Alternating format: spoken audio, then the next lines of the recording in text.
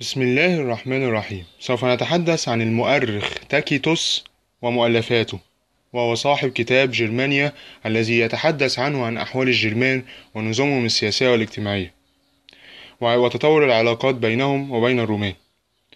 أولا عن حياة المؤرخ تاكيتوس وعن نشأته ومولده.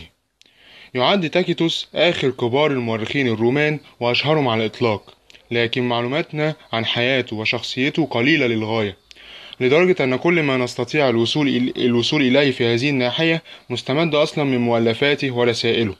ويرجح أن اسمه بوبليوس أو جايوس كورنيليوس تاكيتوس. ويبدو أن تاكيتوس لم يكن روماني الأصل، وربما تكون عائلته قد وفتت من جنوب غالا فيما وراء جبال الألب. وقد ولد تاكيتوس حوالي سنة 54 أو 55 ميلاديا في نهاية حكم الإمبراطور كلوديوس في قرية انترامنا بشمال إيطاليا، ومن المرجح أنه توفى في سنة 120 ميلاديا. ودرس تاكيتوس القانون الروماني في بداية حياته، ثم درس البلاغة وصار خطيبا لامعا. وقد آمن تاكيتوس بوجود قوة مسيطرة على الكون، وأن الإنسان مسير لا مخير. وعندما انتشرت المسيحية في المجتمع الروماني لم يعيرها أي اهتمام، بل اعتبرها أحد الأسباب التي أدت إلى تراجع المجتمع الروماني، خاصة عندما استشرت بين الأرقاء. على أي حال، فقد تدرج تاكيتوس في العديد من الوظائف الرومانية، ابتداء من وظيفة تريبيون حربي، ويؤول وظائف مجلس الشيوخ، ولا بد أن يكون شاغلها ضابطا في إحدى الفرق الحربية في الجيش الروماني، وانتهاء بوظيفة البروكونسول التي شغلها في سنة 112 ميلاديا، والتي بمقتضاها تولى حكم ولاية آسيا العظيمة غرب أناطوليا، وكانت قد تأسست في سنة 133 قبل الميلاد.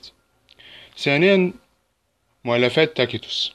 وقد وضع تاكيتوس العديد من المؤلفات التي لم يصلنا منها سوى 5 كتب، وهي كالآتي: الحوار، حياة كنايوس يوليوس أجريكولا، جرمانيا، التاريخ، الحوليات.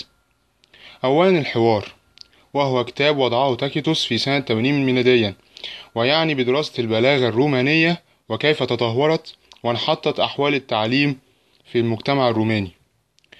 حياة كنايوس يوليوس أجريكولا، وقد وضعه تاكيتوس في سنة 97 أو 98 ميلاديا، وكنايوس هذا هو صهر تاكيتوس. ويعد هذا الكتاب نموذجا رائعا لكتابة التراجم في هذه المرحلة. جرمانيا، وقد وضعه تاكيتوس في سنة 98 ميلاديا، بعد أن حقق الإمبراطور تراجان نجاحا كبيرا في حملاته الحربية على القبائل الجرمانية. وتنبع أهمية هذا الكتاب من أن تاكيتوس قد شاهد هذه القبائل الجرمانية عن كذب، خاصة عندما كان ضابطا في إحدى الفرق الحربية الرومانية في جرمانيا السفلى، كما تولى حكم بلجيكا لمدة 4 سنوات من 90 ميلاديا ل 94 ميلاديا. وقد أدرك تاكيتوس مدى المخاطر التي يشكلها هؤلاء الجرمان على الإمبراطورية الرومانية.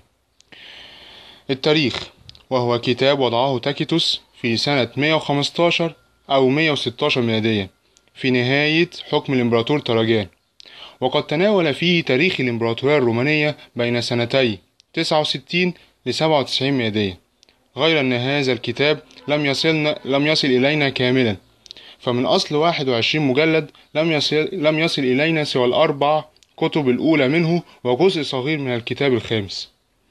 الحوليات، وضعه تاكيتوس بعد نهاية حكم تراجان، ويشمل تاريخ الأباطرة الرومان من نهاية عهد الإمبراطور أغسطس حتى عهد الإمبراطور نيرون، أي أنه يشمل أحداث الفترة الواقعة بين سنتي من 14 ل 68 ميلاديا، غير أن هذا الكتاب لم يصلنا كاملا.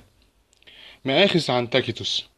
وبالنظر إلى هذه المؤلفات يؤخذ على تاكيتوس أنه كان قليل الاكتراث بالمعلومات الجغرافية، وأن كثيرا من معلوماته الجغرافية لم تكن دقيقة.